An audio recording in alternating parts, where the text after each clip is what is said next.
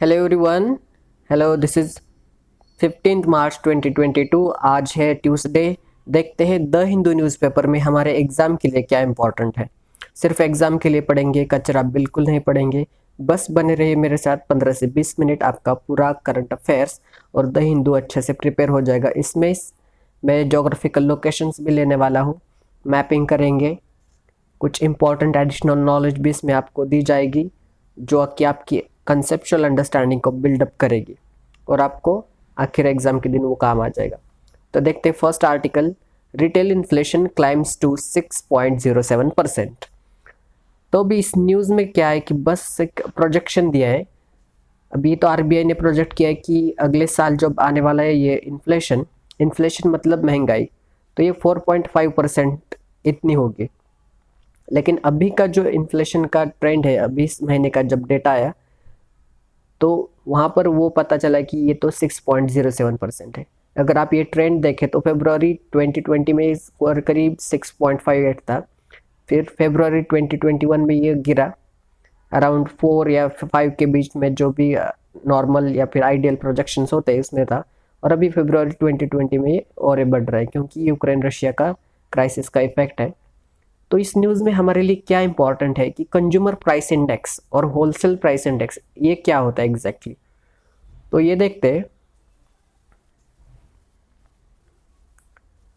तो इसमें यहाँ पर मैंने डिफरेंस निकाल के रखा है, अच्छे से आपको बताऊंगा कि exactly what is the difference between this two. तो डेफिनेशन क्या है कि एक्चुअली मैं आपको बस सतह पर बताऊंगा, फटाक से हम कंसेप्ट क्लियर करते हैं। कंज्यूमर प्राइस इंडेक्स में क्या होता है कि कंज्यूमर होता है और होलसेल प्राइस इंडेक्स वहाँ पर जो कुछ भी प्रोड्यूसर या फिर मैन्युफैक्चरर होता है उसको उसने वो प्राइस पे करता है। तो कंज्यूमर प्राइस इंडेक्स में क्या होता है कि सिर्फ गुड्स और सर्विसेज दोनों को गिना जाता है कि अगर ये इंडेक्स निकालना है तो गुड्स और सर्विसेज, वस्तुएं और सेवाएं, इन दोनों को गिना जाएगा। और लेकिन डब्ल्यूपीआई में क्या होता है कि सिर्फ गुड्स को गिना जाता है। और फिर ये दोनों जो इंडेक्स है, तो डब्ल्यूपीआई को कौन पब्लिश करता है? वो करता है office of economic adviser, ministry of commerce and industry. इन्होंने ये डब्ल्यूपीआई पब्लिश करते हैं। और कंज्यूमर प्राइस इंडेक्स को कौन पब्लिश करता है? वो है एनएसओ, नेशनल स्टैटिस्टिकल ऑफिस। इसके साथ और भी एक इम्पॉर्टेंट एक बात जुड़ी हुई है कि बेस ईयर क्या होता है। तो होलसेल प्राइस इंडेक्स में बेस ईयर है 2011 और 12, मतलब साथ में। और दो कंज्यूमर प्राइस इंडेक्स के लिए 2012 है और बेस ईयर और रिवाइज भी होने वाला है, इट टू बी रिवाइज्ड। इसमें और एक है कि होलसेल प्राइस इंडेक्स में मैंने जैसे बताया आपको कि सिर्फ गुड्स गिने जाते हैं। तो टाइप ऑफ कमोडिटीज़ कौन सी होती है कि manufacturing inputs, intermediate goods like minerals, machinery, basic metals, ये सब। लेकिन कंज्यूमर प्राइस इंडेक्स में क्या होता है कि सेवाएं भी गिनी जाती है। सेवाएं मतलब टर्शरी सेक्टर, तो education, communication, then transportation, beverages, housing and medical care, insurance, ये सब, और ज़्यादा बहुत सारी बैंकिंग, ये सब चीज़ें आती। आपको पता होगा कि यूपीएससी 2020 में सवाल पूछा था कि यूपीआई और डब्ल्यूपीआई के ऊपर था। तो उन्होंने पूछा था कि अभी आरबीआई ने वो अपना जो कुछ भी इन्फ्लेशन काउंट करते हैं वो डब्ल्यूपीआई के बेसिस पर काउंट करते हैं, लेकिन वो गलत था। जो आरबीआई इन्फ्लेशन काउंट करता है तो वो करता है सीपीआई के बेसिस पर, कंज्यूमर प्राइस इंडेक्स पर, क्योंकि गुड्स और सर्विसेज दोनों को गिना जाता है और बहुत वाइड टर्म है, मंथली पब्लिश होता है, डेटा बहुत ज़्यादा एक्यूरेट बन जाता है। इस न्यूज़ में बस इतना ही था। Then next is micro finance firms can fix interest. तो अभी पहले क्या था कि माइक्रो फाइनेंस और मैक्रो फाइनेंस में आपको एक तो पहले डिफरेंस बता दूं कि माइक्रो फाइनेंस मतलब बहुत छोटे स्तर पर, छोटे छोटे क्लस्टर्स में, मतलब बहुत सारे छोटे ये जो ग्रुप्स होते हैं इनको माइक्रो फाइनेंस फर्म्स बोलते हैं। लेकिन मैक्रो फाइनेंस क्या होता है कि एक बड़े लेवल पर, मैक्रो लेवल पर। आपने अगर इकोनॉमिक एनसीईआरटी पढ़े तो वहाँ पर 11th की एनसीईआरटी में माइक्रो फाइनेंस और मैक्रो फाइनेंस ये दो टर्म्स है। माइक्रो फाइनेंस एक इंडिविजुअल लेवल पर, अगर मेरा प्रॉफिट, मेरा घाटा, ये सब इंडिविजुअल लेवल पर काउंट करेंगे तो माइक्रो फाइनेंस में आ जाएगा। और देश का घाटा, इकोनॉमी का घाटा, या फिर कुछ एग्रीकल्चर सेक्टर का घाटा, तो ये मैक्रो फाइनेंस में आ जाएगा। तो रिजर्व बैंक ऑफ इंडिया ने एक नया एक मतलब अमेंडमेंट लिया है कि अभी तो पहले क्या था कि माइक्रो फाइनेंस फर्म्स को एक कैप लगाया था, एक लिमिट थी कि सिर्फ 1.2 लाख एक रूरल बोरोवर के लिए वो लिमिट रहेगी, और अर्बन बोरोवर जो है उसको 2 लाख की लिमिट हो जाएगी। तो अभी आरबीआई ने बोला है कि अगर अभी तो आप मतलब अभी को लोन ले और ये सब इन झंझट में नहीं पड़ना, आप खुद से अपना इंटरेस्ट रेट फिक्स कीजिए और आगे बढ़िए। बस ये अभी यूपीएससी प्रीलिम में सवाल बन सकता है कि क्या micro finance firms can not fix their interest rates.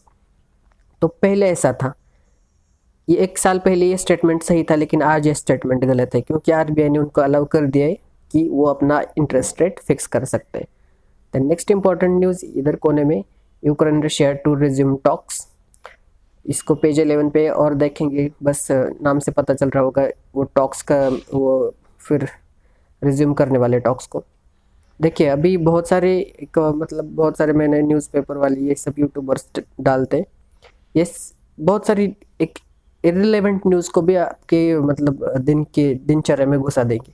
अभी seat selection fee on flights arbitrary says house panel, ये एग्ज़ाम के लिए इम्पोर्टेंट नहीं न्यूज़। इसमें क्या एमसीक्यू बनेगा? बिल्कुल नहीं, इसमें बिल्कुल नहीं बढ़ेंगे। द नेक्स्ट पेज 2 पर कुछ नहीं, स्टेट्स का एडवर्टाइजमेंट होता है। पेज 3 सिटी का न्यूज़, कुछ भी नहीं इम्पोर्टेंट। देन पेज 4 स्टेट्स का न्यूज़, सब इलेक्शंस का माहौल, बिल्कुल इम्पोर्टेंट नहीं। एडिटोरियल्स कुछ दिनों में मैं डेफिनेटली स्टार्ट करूँगा और अच्छे से कंसेप्ट्स के साथ। I am preparing for that. Assembly polls की बात, अभी पेज 9 आएगा, वहाँ पर न्यूज़ है। ये कोने में छोटी सी न्यूज़, बहुत सारे लोग सिर्फ बड़े न्यूज़ पर टारगेट करते हैं। ये कोने में आप देख रहे होंगे कि भगवंत मान जो है, जो लोकसभा में कैंडिडेट थे, तो उन्होंने लोकसभा से रिज़ाइन कर दिया है। क्यों? क्योंकि वो पंजाब में सीएम बनने वाले। तो इस कॉन्टेक्स्ट में हमें याद क्या रखना है कि अगर कोई मेंबर ऑफ पार्लियामेंट है और वो चीफ मिनिस्टर के पद पर उसको नियुक्त मतलब चयन किया जाता है, तो उसको अपनी लोकसभा की सीट वैकेंट करनी पड़ती है, रेजिग्नेशन देना पड़ता है। ये नियम याद रखना। फिर ये एक न्यूज़ है, China backs Pakistan calls for investigation. तो अभी 1-2 दिन पहले सैटरडे को क्या हुआ था कि इंडिया की तरफ से एक मिसाइल फायर हुई थी गलती से, रूटीन मेंटेनेंस चेकअप था और उसमें कुछ माल फंक्शन आ गया, तो वहाँ से वो गलती से मिसाइल फायर हो गई इंडिया की तरफ से और वो जा गिरी पाकिस्तान के एक रीजन में। हालांकि वहाँ पर कोई लॉस ऑफ लाइफ नहीं हुआ, लेकिन एक इंसिडेंट बहुत ही सीरियस इंसिडेंट है ऐसा। इंडिया ने भी बोला, पाकिस्तान ने भी बोला, पाकिस्तान तो ऑफकोर्स बोलेगा, उनको बोलने के लिए चांस ही चाहिए, लेकिन अब इसमें बीच में कूद पड़ा है चाइना। चाइना भी बोल रहा है कि ये एक बहुत सीरियस इंसिडेंट है, इसका अच्छे से इन्वेस्टिगेशन होना चाहिए, कैसे हुआ actually, what happened, what is the case. तो ये बस स्पॉटलाइट में आने की बात है। देन एक अच्छा आर्टिकल है, बहुत अच्छा, मुझे बहुत पसंद आया। 19,000 करोड़ का एक अफॉरेस्टेशन प्लान लॉन्च किया है। तो इसमें क्या होगा कि 19,000 प्रोजेक्ट में बहुत सारी 13 मेजर रिवर्स है, तो उनके साइड में बहुत सारा ट्रीज वगैरह ये सबका प्लांटिंग किया जाएगा। एनवायरनमेंट और जल शक्ति मिनिस्ट्री ने जो जॉइंट प्रेस कॉन्फ्रेंस ली थी, उन्होंने इसमें बताया कि 19,000 करोड़ का बहुत बड़ा प्रोजेक्ट है और ये बहुत सारा फॉरेस्ट कवर को इंक्रीज होने का एक्सपेक्टेशंस वो रख रहे हैं कि 7,417.36 स्क्वायर किलोमीटर का फॉरेस्ट एरिया और बढ़ेगा। और इसको फंड किया है national forestation and eco development board ने। और ये जो प्रोजेक्ट का रिपोर्ट है, जो ईच रिवर का मतलब हर एक रिवर का जो प्रोजेक्ट का रिपोर्ट होगा वो प्रिपेयर किया जाएगा Indian council for forestry research and education Dehradun, इनके द्वारा। इसमें ज़्यादा कुछ मतलब एग्ज़ाम के लिए बस पढ़ना है कि ये 13 मेजर की रिवर, उनके आसपास जो प्लांटिंग किया जाएगा उससे अफॉरेस्टेशन और नदियों को फ़ायदा हो सकता है। एग्ज़ाम के लिए ये था। देन दिस पेज, मतलब कौन सा पेज, 10th पेज पर ये सबसे इम्पोर्टेंट आर्टिकल है, बहुत इम्पोर्टेंट यूपीएससी मेंस में भी इस पर सवाल बन सकता है GS3 के पॉइंट ऑफ व्यू से, हेल्थ के बारे में। Maternal mortality ratio declines by 10 points, registrar general. तो अभी मैटरनल मोर्टेलिटी रेशियो, इसका क्या मतलब है? मातृत्व मृत्यु दर, तो वो गिना जाता है। वो अब कितनी वुमेन्स की डेथ होती है? 1 लाख वुमेन की, मतलब लाइव बर्थ पर अगर 1 लाख डिलीवरीज हुए और वहाँ पर अगर 1 लाख में से 100 माताओं की मृत्यु हुए तो वो रेट है 100। तो ये जो रेट है वो 10 पॉइंट से नीचे गिरा है, ऐसा रजिस्ट्रार जनरल ने बोला है, कि जो कि बहुत अच्छी बात है।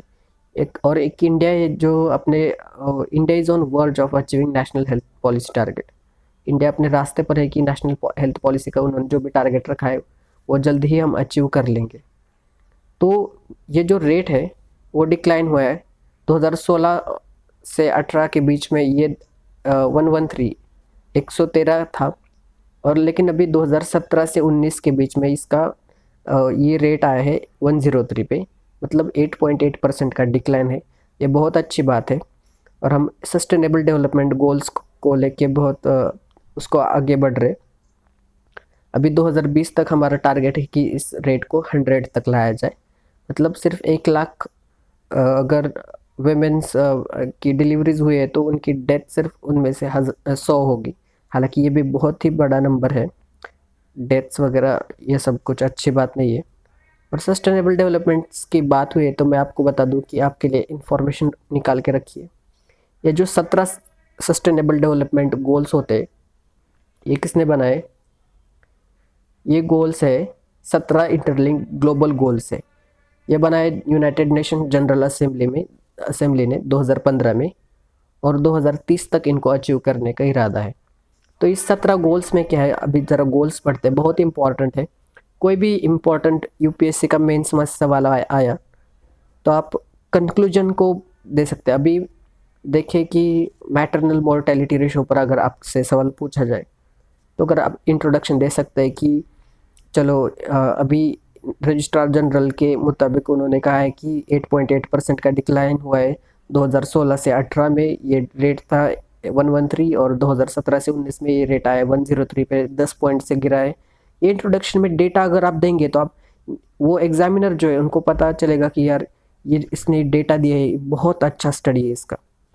देन मेंस मतलब पूरा मेन बॉडी जो होता है उसमें आप लिखेंगे कि क्या कारण है और क्या किया जा सकता है, गवर्नमेंट स्टेप्स क्या लिए जा रहे, और कंक्लूजन में देख सकते आपको बस ये सस्टेनेबल डेवलपमेंट गुस्सा देना है इसका गोल।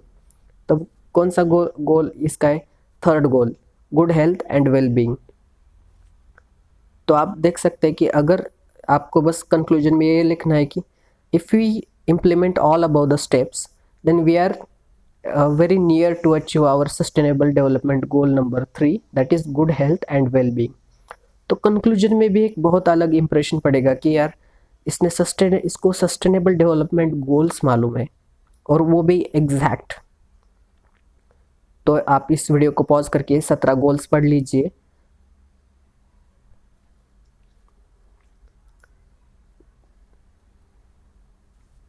देन नेक्स्ट पेज 11, दुनियादारी में देखते हैं क्या चल रहा है। The first is Ukraine Russia side programme progress in talks. तो यूक्रेन रशिया का भी जो वॉर चल रहा है तो इसके बीच में भी बहुत सारी कंट्रीज़ का मानना है कि आप बातचीत करके देखिए, बातचीत करके सोल्यूशंस निकल आते हैं, वॉर ही एक सोल्यूशन नहीं है। तो उनके टॉक्स में थोड़ा प्रोग्रेस वगैरह ये सब चल रहा है, इसमें और ज़्यादा कुछ इंपॉर्टेंट नहीं है। बहुत सारे लोग मारे गए, इतना नुकसान हुआ है, सब ये इसके सैंक्शंस उसके सैंक्शंस, इस पे असर, ये सब चल रहा है, वो सब तब हम देखते आ रहे हैं। तो इम्पॉर्टेंट बाजू में न्यूज़ है, Iran foreign minister heads to Moscow for nuclear talks. तो 2001 आपको इसका बैकग्राउंड बता देता हूँ कि 2015 में क्या हुआ था कि ईरान और P5+1 मतलब जर्मनी, तो उन्होंने एक डील साइन की थी ईरान के साथ। उन्होंने बोला था कि उसमें यूएसए भी था, तो उन्होंने बोला था कि ईरान आप अपना न्यूक्लियर का इनरिचमेंट कम कीजिए, लिमिट को रखिए उसमें, मत एनरिच कीजिए, हम आपसे इकोनॉमिक सैंक्शंस हटाएंगे और आपकी इकोनॉमी को बूस्ट करने में हम आपकी मदद करेंगे। और जब 2018 में डोनाल्ड ट्रंप पावर में आए तो उन्होंने अब यूएसए को इस डील से बाहर निकाल लिया और ईरान पे सैंक्शंस लगाए, क्योंकि उनको लगता था कि ईरान उन पर सैंक्शंस नहीं है फिर भी वो न्यूक्लियर का एनरिचमेंट कर ही रहा है, वो धोखेबाज है, ऐसा उनका मानना था। तो फिर ईरान को गुस्सा आया और उसने एनरिचमेंट शुरू कर दिया। 20% से भी ऊपर उन्होंने न्यूक्लियर का एनरिचमेंट किया था, फ्यूल का, यूरेनियम थोरियम का।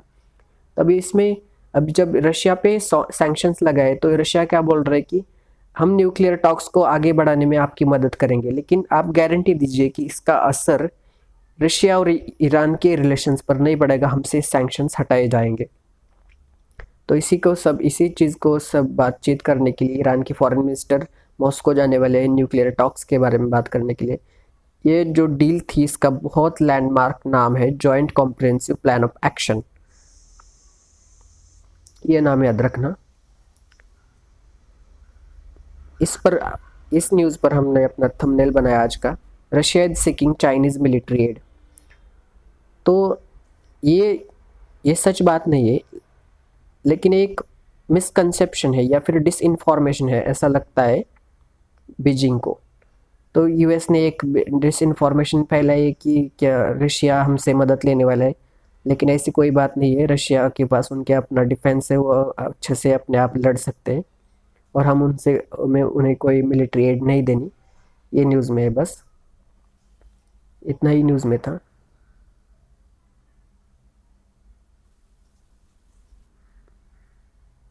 एक नीचे छोटा सा आर्टिकल है, Germany to buy dozens of US made fighter jets. तो अभी यूक्रेन रशिया का जो क्राइसिस चल रहा है तो बहुत सारे बाकी के यूरोप के देश भी घबरा रहे हैं क्योंकि कल जाके हम पे भी नौबत आ सकती है। तो वो अपना डिफेंस को बिल्डअप करने में, एम्पावर करने में लगे हुए। तो अभी जर्मनी ने क्या किया है कि वो एक मल्टी बिलियन यूरो का डील साइन करने वाला है यूनाइटेड स्टेट्स के साथ, और वो वहाँ से 35 फाइटर जेट्स लेंगे। उन जेट्स का नाम क्या है, F-35 फाइटर जेट्स, अपने आर्म्ड फोर्सेस को और ज़्यादा ताकतवर बनाने के लिए। तो अभी जर्मनी का लोकेशंस बहुत इंपॉर्टेंट है। फिर यूएस का लोकेशन हम मैप में देखते हैं। तो ये है हमारा प्यारा भारत, इंडिया इन एशिया, यह इंडियन ओशन रीजन। और जर्मनी कहाँ पर है, ये तो आपके सामने एशिया है, जर्मनी है यूरोप में। यूरोप कहाँ पर है, यहाँ पर ऊपर, ठीक अफ्रीका के ऊपर, मेडिटेरेनियन से पार करके। और जर्मनी देखिए यहाँ पर, ये ऊपर, इसकी राजधानी बर्लिन, उसके ठीक बाजू में यूनाइटेड स्टेट किंगडम है, वहाँ की उसकी राजधानी लंदन। ये सब यूरोपियन कंट्रीज़ हैं। यूक्रेन देखिए यहाँ पर है, ज़्यादा दूर नहीं है जर्मनी से। और ये रशिया का पूरा पार्ट, इतना बड़ा रशिया देखिए। और फिर अमेरिका का लोकेशन देखते हैं। अमेरिका कहाँ पर है, ये रहा अफ्रीका, ये रहा साउथ अमेरिका, और यह रहा नॉर्थ अमेरिका। नॉर्थ अमेरिका के बीच में यूनाइटेड स्टेट्स, 51 के स्टेट्स है। देखिए बाउंड्री भी कैसे एग्जैक्ट रेक्टेंगल वगैरह ये सब। इसका कैपिटल यहाँ पर वॉशिंगटन,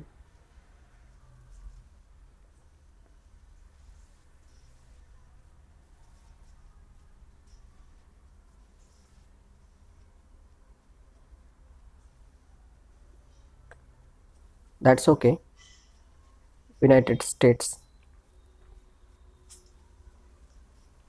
हमने जोग्राफिकल लोकेशन देखनी, हमने एक्स्ट्रा नॉलेज भी देख लिया। फिर आते हैं बिजनेस पेज पर, पेज 12। तो यहाँ पर एक इम्पॉर्टेंट न्यूज़ है, मर्चेंडाइज एक्सपोर्ट्स रोज 25%, इम्पोर्ट सर्च 36% इन फरवरी। तो इसका क्या मतलब है, जो व्यापारी का जो एक्सपोर्ट्स होता है तो वो बढ़ा है 25% से। एक्सपोर्ट्स बढ़ा है, बहुत अच्छी बात है, लेकिन इम्पोर्ट भी तो बढ़े हैं 36% से। तो इसका इतना ज़्यादा कुछ फ़ायदा नहीं है। इससे क्या होगा, ट्रेड डेफिसिट होगा। तो ट्रेड डेफिसिट क्या हुआ है कि वाइडन हुआ है, और वो पहुंच गए $20.9 बिलियन तक। इसको पूरा आंकड़े याद मत रखना, आंकड़े याद नहीं रहते, बस ये याद रखना कि हमारा इंपोर्ट ज़्यादा है, एक्सपोर्ट कम है, और हमें ट्रेड डेफिसिट का सामना करना पड़ रहा है। इसी के ऊपर यूपीएससी प्रीलिम्स में 2020 में सवाल पूछा था। फिर और एक न्यूज़ है, India ready to release more oil reserves. अभी जो यूक्रेन रशिया का जो क्राइसिस चल रहा है, तो इसके बीच में क्या हुआ कि क्रूड ऑयल के दाम बढ़ रहे हैं। अगर आपको 2020 का यूपीएससी प्रीलिम का पेपर याद होगा, तो उन्होंने पूछा था कि वेस्ट टेक्सास इंटरमीडिएट ये क्या है एग्जैक्टली। तो ये ग्रेड है क्रूड ऑयल का। तो इनके प्राइसेस बहुत बढ़ रहे हैं। तो इंडिया में जो शॉर्टेज हो रहा है, डिमांड उतनी ही है और लेकिन सप्लाई कम हो रहा है, प्राइसेस बढ़ रहे हैं। तो इंडिया ने क्या बोला कि हम ऑयल रिजर्व्स को और भी ज़्यादा रिलीज़ करेंगे और कंडीशन काबू में लाएंगे। देन और एक नीचे उसके साइड में आर्टिकल है, government six node for extra spending of 1.07 lakh crore rupees. Government ने बोला है कि गवर्नमेंट को पार्लियामेंट का अप्रूवल चाहिए कि हमें इतने पैसों की ज़रूरत है, हमें बहुत सारी मतलब एडिशनल स्पेंड करना है। उसका 15,000 करोड़ जो है वो सब्सिडीज़ को जाएगा, जो कि फर्टिलाइज़र्स में सब्सिडी फार्मर्स को मिलेंगी।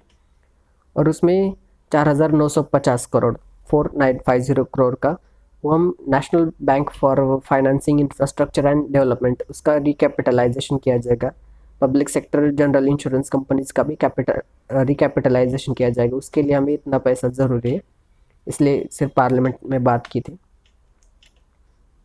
देन ये एक इम्पॉर्टेंट न्यूज़ है, IOC Indian Oil Corporation buys 3 million barrels of Russian oil. ये न्यूज़ ये इम्पॉर्टेंट क्यों है? क्योंकि वेस्टर्न सैंक्शंस अभी रशिया पे हैं। अमेरिका बोल रहा है कि हम रशिया से कुछ नहीं खरीदेंगे, और अमेरिका ने अपने साथी जो सभी मित्र राष्ट्र हैं उनको भी बोला है कि आप भी रशिया से कुछ मत खरीदिए क्योंकि वो उसी लायक है।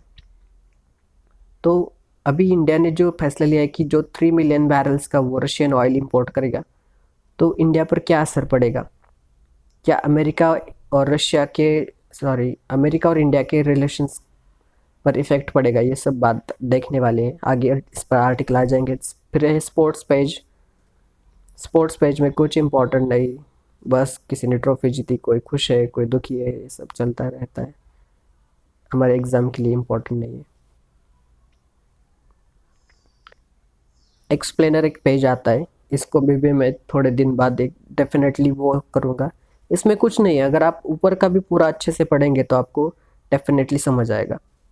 सिर्फ ऑयल का और नेचुरल गैस के जो प्राइसेस बढ़ रहे हैं, इसको लेके बात की जाए, बहुत सारे आंकड़ों की बात की थी। रशिया की क्या स्ट्रैटेजी होने वाली है, अमेरिका इस पर क्या बोलने वाला है, उसका क्या मुँह होगा, इंडिया पे क्या असर होगा, ये सब इतना पूरा आर्टिकल पढ़ने की कोई बात नहीं है। और एयर डिफेंस सिस्टम, ये सब थोड़ा जिस्ट होता है। अगर आप इंटरेस्टेड है ये सब चीज़ों में तो आप डेफिनेटली पढ़ सकते हैं। फिर एक टेक्स्ट एंड कॉन्टेक्स्ट की भी एक इम्पॉर्टेंट, बहुत सारे एडिटोरियल से भी उसको ज़्यादा इम्पोर्टेंट मिल रहा है आजकल, बहुत सारे पॉपुलैरिटी मिल रहे हैं। लेकिन कुछ ही एक दो ही आर्टिकल्स, मतलब कुछ ही दिनों में, मतलब बहुत ही थोड़ा कम उस पर फोकस रहता है लोगों का, वो भी देखते हैं थोड़े दिनों बाद। तो आज के द हिंदू न्यूज़पेपर एनालिसिस में इतना ही था। Please subscribe this channel to get the regular updates, and wish you very good day. Make your day productive.